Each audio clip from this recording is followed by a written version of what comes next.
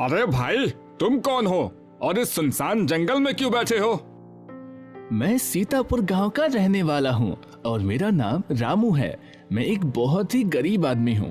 आज सुबह ही मेरी पत्नी ने मुझसे झगड़ा किया और मुझे खरी खोटी सुनाकर घर से निकाल दिया। उसने मुझसे कहा है कि मैं जाकर बहुत सारा धन कमा कर लाऊं।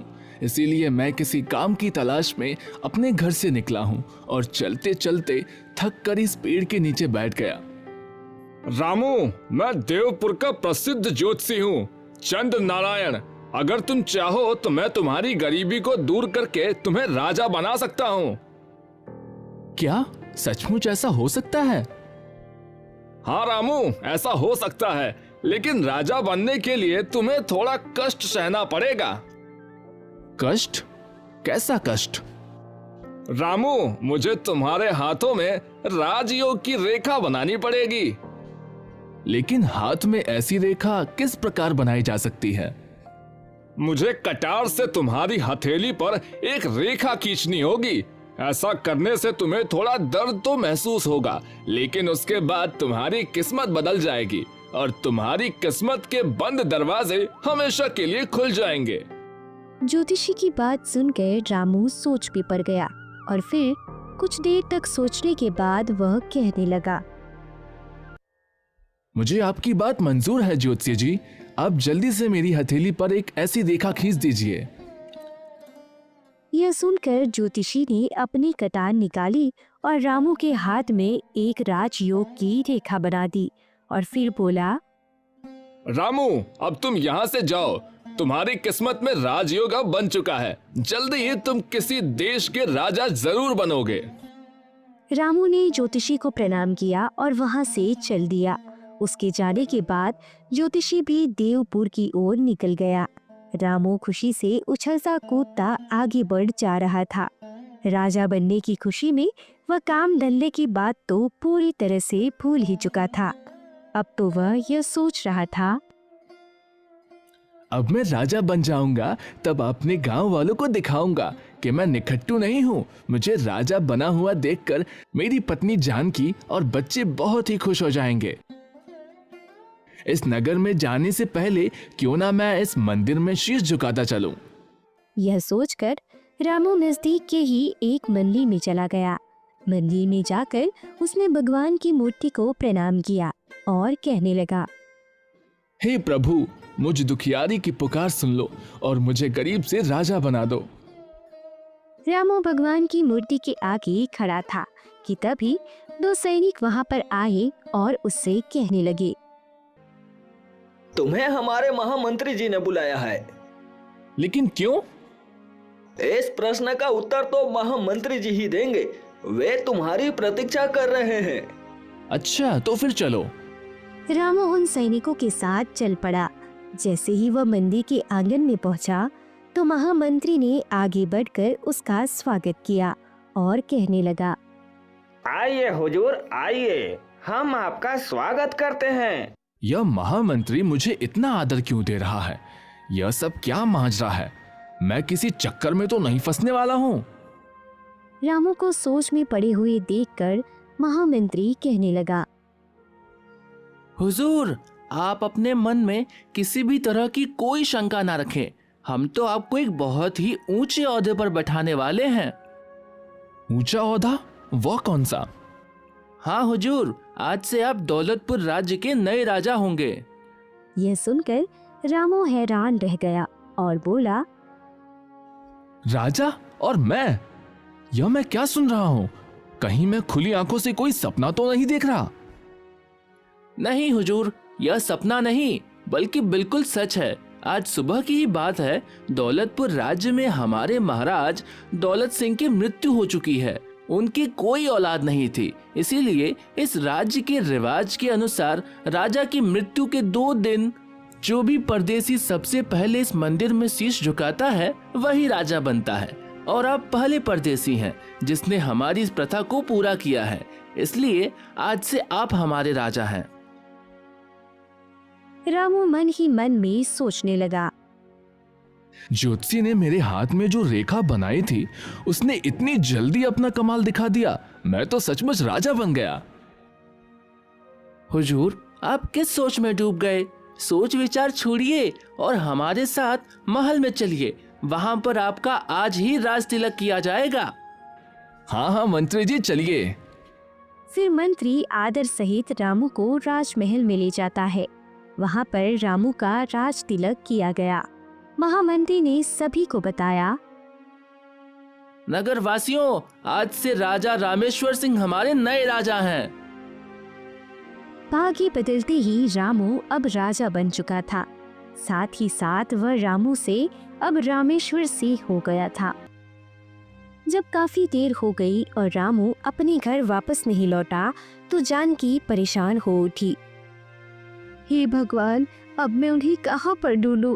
सारे गांव वालों से उनके बारे में पूछताछ तो कर चुकी हूँ, पर उनका कोई पता नहीं चल रहा। गांव वालों का कहना है कि उन्हें दोपहर को गांव से बाहर जाते देखा था।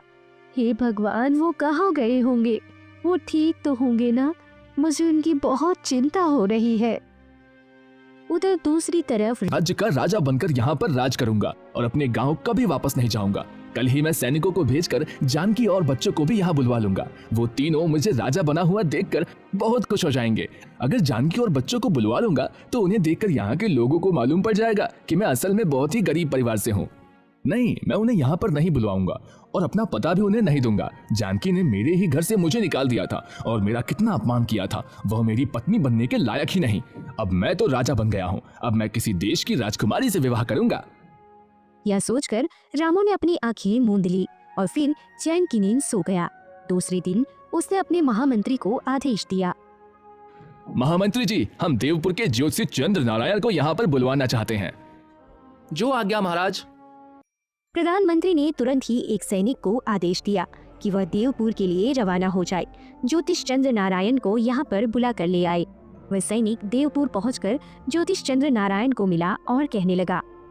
ज्योतिषी, आपको दौलतपुर के राजा रामेश्वर सिंह ने बुलवाया है। मुझे आदेश दिया है कि मैं आपको अपने साथ लेकर दौलतपुर वापस आऊं। दौलतपुर के राजा ने मुझे याद किया है, लेकिन मैं तो उन्हें जानता तक नहीं। फिर उन्होंने मुझे क्यों बुलवाया है? कहीं ऐसा तो नहीं कि मेरी ज्योतिष विद्या की कृति उन तक भी पहुंच गई है और वह अपना हाथ दिखाकर अपना भविष्य जानना चाहते हो? चंद्र नारायण, यह मौका हाथ से निकल न जाए और तुझे इसे खुशी से स्वीकार कर लेना चाहिए। यह सोचकर वह कहने लगा। ठीक है, मैं अभी तुम्हारे साथ चलने को तैयार हूँ। अरे रामू, तू धीरे बोलिए ज्योतिषी जी, अब मैं रामू नहीं बल्कि राजा रामेश्वर सिंह हूँ। तुम इतनी जल्दी राजा बन जाओगे, यह तो कभी मैंने सपने में भी नहीं सोचा था। ज्योतिषी जी, यह तो सब आपकी कृपा का फल है। अगर आपने मेरे हाथों में कटार से वह रेखा नहीं बनाई होती तो आज मेरा भाग्य नहीं बदलता। चंद्र नारायण जी, आपके कारण ही मैं राजा बना हूँ। इसीलिए मैं इनाम के तौर पर आपको हीरे जवाहरातों से लदे हुए 5 हाथी देना चाहता हूँ और इसके साथ ही 10,000 सोने की अशर्फियाँ आपको इनाम में देने की घोषणा करता हूँ।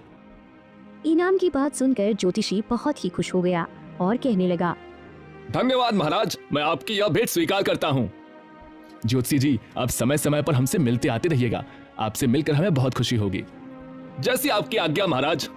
ज्योतिषी इनाम लेकर वापस अपने नगर लौट गया। ज्योतिषी के जाने के बाद रामू मन ही मन सोचने लगा। अब मैं इस देश का राजा बन गया हूँ, इसीलिए मुझे कोई ऐसा कार्य करना चाहिए जिससे दौलतपुर की सारी प्रजा पर मेरी धाक जम जाए। क्यों ना मैं पड़ोसी राजा पर आक्रमण करके उसे हरा दूं और उसके राज्य को अपने राज्य में मिला लूं। ऐसा करने से मेरा राज्य और भी बड़ा हो जाएगा, लोग मेरी और भी वाहवाही करेंगे। यह विचार करके उसने महामंत्री को अपने पास बुलाया और कहने लगा। महामंत्री जी, हमारे राज्य का सबसे नजदीकी पड़ोसी राज्य कौन सा है और वहाँ का राजा कौन है? महाराज, हमारे राज्य की सीमा से लगा हुआ सबसे नजदीक का राज्य विजयपुर है और वहाँ पर राजा सुदर्शन का राज है। महामंत्री जी, सेना को तुरंत युद्ध पर जाने का आदेश दीजिए। हम आज ही युद्ध के लिए कुछ करेंगे। युद्ध? महाराज, आप किससे युद्ध करना चाहते हैं? हमारी तो किसी राजा के साथ कोई दुश्मनी भी नहीं है। राजा सुदर्शन के साथ तो हमारे दोस्ताना संबंध हैं। आपसे पहले वाले महाराज दौलत सिंह की तो उनसे बहुत अच्छी दोस्ती थी। यह सुनकर रामू भड़क उठा और कहने लगा। महामंत्री जी, मैंने आपको यहाँ इसलिए नहीं बुलवाया कि आप हमें उपदेश दें। राजा आप हैं या हम? महाराज, राजा तो आप ही हैं और आप ही रहेंगे, लेकिन मेरी आपसे हाथ जोड़कर यह विनती है कि अभी आप राजनीति में नए हैं, इसलिए राजा सुदर्शन पर आक्रमण करने जैसे गलत निर्णय ना लेकर एक बार इस बारे में अच्छी तरह से सोच विचार कर लीजिए। मैं यह मानता हूँ कि विजयपुर राज्य हमारे राज्य से छोटा है और राजा सुदर्शन के पास सेना भी हमसे कम है। आक्रमण करने पर उसकी हार और हमारी जीत बिल्कुल पक्की है, लेकिन बिना किसी कारण के राजा सुदर्शन पर आक्रमण करना समझदारी की बात नहीं होगी। बस बस मंत्री जी, बहुत हो चुका आपका अपना भाषण, बंद कीजिए। हम राजा हैं और राजा एक बार जो फैसला करता है वह उसे कभी नहीं बदलता। युद्ध तो अब होकर रहेगा। जाइए, अब जाकर तुरंत ही सेना को युद्ध पर जाने के लिए तैयार रहने का आदेश दीजिए।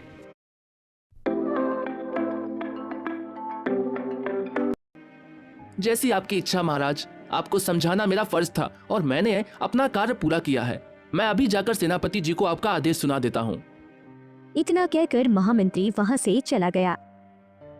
जब वह सेनापति के पास पहुंचा तो कहने लगा, सेनापति जी, हमारे राजा रामेश्वर सिंह आज ही विजयपुर राज्य पर आक्रमण करना चाहते हैं। आप जल्दी से जल्दी पूरी सेना को इकट्ठा कीजिए और युद्ध पर जाने के लिए तैयार हो जाइए। यह महाराज को क्या सूझा? मंत्री जी, आपने महाराज को इस आक्रमण के बारे में मना नहीं किया? सेनापति जी, मैंने महाराज को बहुत समझाया, पर वह तो अपनी जिद पर अड़े हैं, इसलिए अब युद्ध के अलावा और कोई दूसरा रास्ता नहीं है। तो ठीक है महामंत्री जी, आदेश का पालन करना हमारा कर्तव्य है। मैं जल्द ही सारे सैनिकों को इकट्ठा करता हूँ और उन्हें युद्ध पर जाने के लिए तैयार करता हूँ। फिर युद्ध पर जाने की सभी तैयारियां पूरी कर ली गई। उसी दिन दोपहर को राजा रामेश्वर अपनी सारी सेना को लेकर विजयपुर की ओर चल पड़ा। जब राजा सुदर्शन को इस बात की सूचना मिली तो वह सोचने लगा, दौलतपुर के नए राजा को यह क्या सूझी? क्या वहां के महामंत्री जी ने उन्हें यह नहीं बताया कि हमारा तो उनके राजा के साथ दोस्ताना संबंध है, परंतु जब संकट आ ही गया है तो युद्ध तो करना ही पड़ेगा। लेकिन हमारी छोटी सी सेना दौलतपुर की विशाल सेना का मुकाबला कैसे कर सकेगी? खैर, नतीजा तो जो भी हो, हमें तुरंत अपनी सेना को युद्ध के लिए तैयार करना चाहिए। जल्दी ही दौलतपुर और विजयपुर की सेनाएं आमने सामने थी। कुछ ही घंटों में विजयपुर की छोटी सी सेना युद्ध भूमि में हताहत हो चुकी थी। यह देखकर राजा सुदर्शन सोचने लगा, इससे पहले कि मेरी पूरी सेना खत्म हो जाए और दौलतपुर का नया राजा मुझे कैदी बना ले, मुझे उससे पहले ही यहाँ से भाग जाना चाहिए, वरना दौलतपुर का नया राजा मुझे कैद करके मौत के घाट उतार देगा। यह सोचकर राजा सुदर्शन ने अपना घोड़ा युद्ध भूमि से बाहर की ओर मोड़ लिया। जल्दी ही वह रणभूमि से काफी दूर पहुंच चुका था और सोचने लगा, अब मैं यहाँ से कहाँ जाऊँ? राजमहल में महारानी और युवराज दोनों अकेले ही रह गए। मुझे यहाँ से अपने गुरु मतंग ऋषि के आश्रम में जाना चाहिए। शायद वह ही मुझे कोई रास्ता दिखाएं। वहाँ पहुँचने के बाद ही मैं महारानी और युवराज को उन्हीं के आश्रम में बुलवा लूंगा। राजा ने अपना घोड़ा उनके आश्रम की तरफ मोड़ दिया। थोड़ी ही देर में वह ऋषि के आश्रम में पहुंच गया और फिर ऋषि से कहने लगा, प्रणाम गुरुदेव। बेटा सुदर्शन, तुम यहाँ पर कैसे और तुम्हारी यह हालत कैसे हुई? गुरुदेव, दौलतपुर के नए राजा ने विजयपुर पर अचानक हमला कर दिया और अपनी सेना को हारते देखकर मैं आपकी शरण में आया हूँ। यह तो बहुत त्रिशला और युवराज को अकेला छोड़कर आया हूँ। कहीं ऐसा ना हो कि शत्रु उन दोनों को मौत के घाट उतार दे। नहीं बेटा, ऐसा नहीं होगा। मैं अभी अपने किसी शिष्य को विजयपुर महल की तरफ भेजता हूँ और आपके परिवार को यहाँ पर बिल्कुल ठीक ठाक बुलवा लूंगा। तुम बिल्कुल चिंता मत करो। उसी समय मतंग ऋषि ने अपने एक शिष्य को राजा सुदर्शन के घोड़े पर बिठाकर विजयपुर की तरफ रवाना कर दिया। उधर दूसरी तरफ रणभूमि में महामंत्री कहने लगा, महाराज, विजयपुर की सारी सेना अब हार चुकी है। अब आपका क्या आदेश है? महामंत्री जी, राजा सुदर्शन अभी हमारे कब्जे में नहीं आया, इसीलिए उन्हें पकड़ने के लिए जल्द से जल्द राजमहल पर हमला किया जाए। मारकाट मचाते हुए सैनिक उस कमरे में जा पहुंचे जहां पर महारानी त्रिशला और युवराज थे। उन दोनों को बंदी बना लिया गया। इन दोनों को गिरफ्तार करके काल कोठरी में डाल दिया जाए।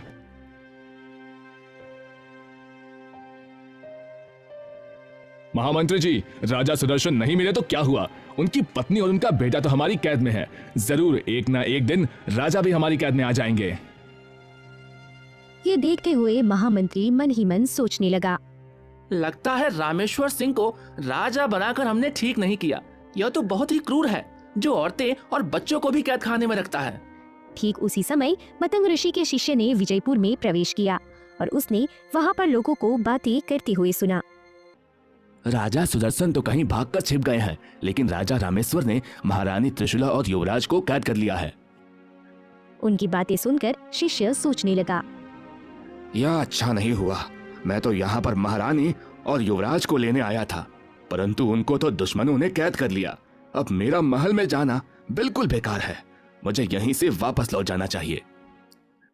यह सोचकर शिष्य वहीं से वापस लौट गया।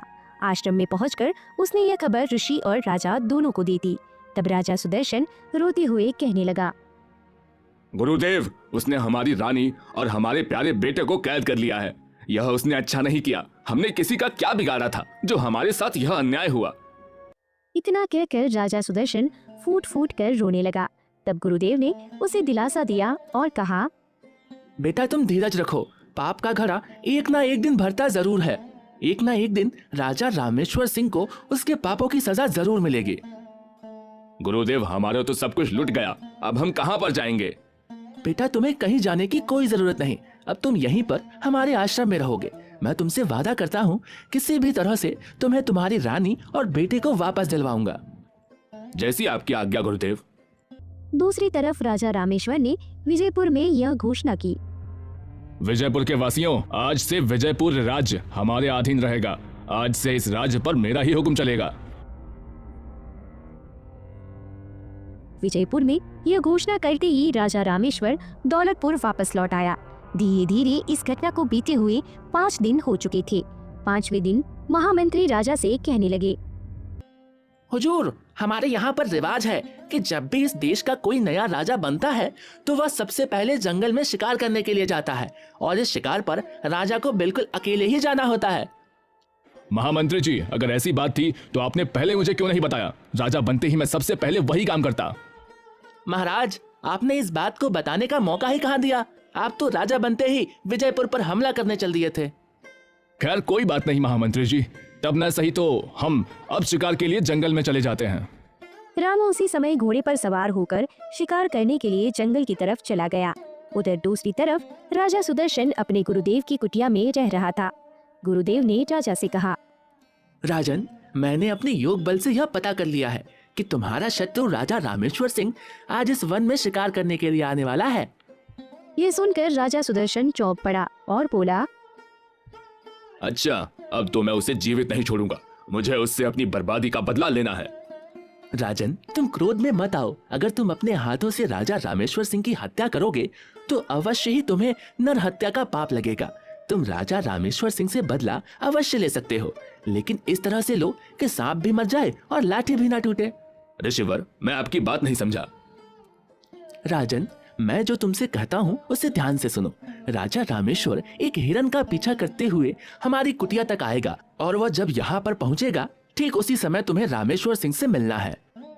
इस प्रकार गुरुदेव राजा सुदर्शन को अपनी योजना समझाने लगे।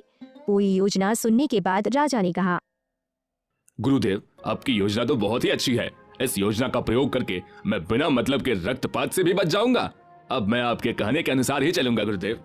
तो जाओ, बाहर जाकर रामेश्वर सिंह के आने की प्रतीक्षा करो। जब राजा रामेश्वर वन में पहुंचा तो वह सोचने लगा, रामू, तूने अपनी पूरी जिंदगी में कभी चींटी तक नहीं मारी और अब भयंकर जानवरों का शिकार करने निकला है। तुझे ना तो तीर चलाना आता है और ना ही निशाना लगाना। ऐसी हालत में तू शिकार कैसे करेगा? यह सोचते सोचते वह जंगल में आगे बढ़ता जा रहा था कि तभी उसे एक हिरन दिखाई दिया। रामू ने तुरंत अपना घोड़ा उस हिरन के पीछे लगा दिया। वह हिरन दौड़ता हुआ मतंग ऋषि के आश्रम के नजदीक पहुंच गया और फिर अचानक झाड़ियों में गायब हो गया। रामू सोचने लगा, अरे यह हिरन कहाँ गायब हो गया? पास ही में एक साधु के वेश में खड़ा राजा सुदर्शन सोचने लगा, हिरण का पीछा करते हुए रामेश्वर सिंह आश्रम के नजदीक आ पहुंचा है। अब मुझे इसके पास चलना चाहिए।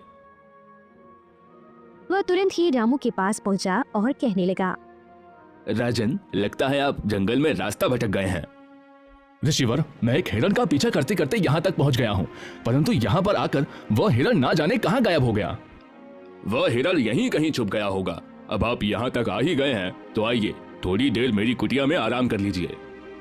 ऋषिवर, सचमुच घोड़ा दौड़ा दौड़ा कर मैं बहुत ही थक गया हूँ। रामू को साथ लेकर राजा सुदर्शन जब अपने आश्रम में पहुंचे तो उसे खाने के लिए कुछ फल दिए गए। फल खाने के बाद वह थोड़ी देर कुटिया में लेट गया। थकान के कारण लेटते ही उसे नींद आ गई। जब उसकी आँख खुली तो अंधेरा हो चुका था। राजा सुदर्शन, जो कि साधु के भेष में थे, वह कहने लगे, राजन, वन में अंधेरा छा गया है, इसीलिए आज की रात आप यहीं पर रुक जाइए और सुबह होने पर ही यहाँ से जाइएगा।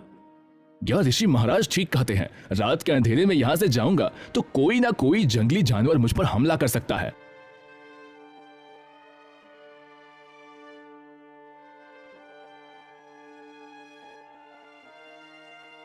सुबह जब आश्रम से चलने लगा तो साधु वेशधारी सुदर्शन कहने लगा, वत्स, मुझे लगता है कि आप कोई चक्रवर्ती राजा हैं। रामा अपनी सच्चाई छुपाना चाहता था और वह बोला, मैं दौलतपुर के राजा रामेश्वर सिंह का महामंत्री हूँ ऋषिवर। यह सुनकर सुदर्शन मन ही मन सोचने लगा, यह सफेद झूठ बोलता है, जैसे मैं इसे पहचानता ही नहीं।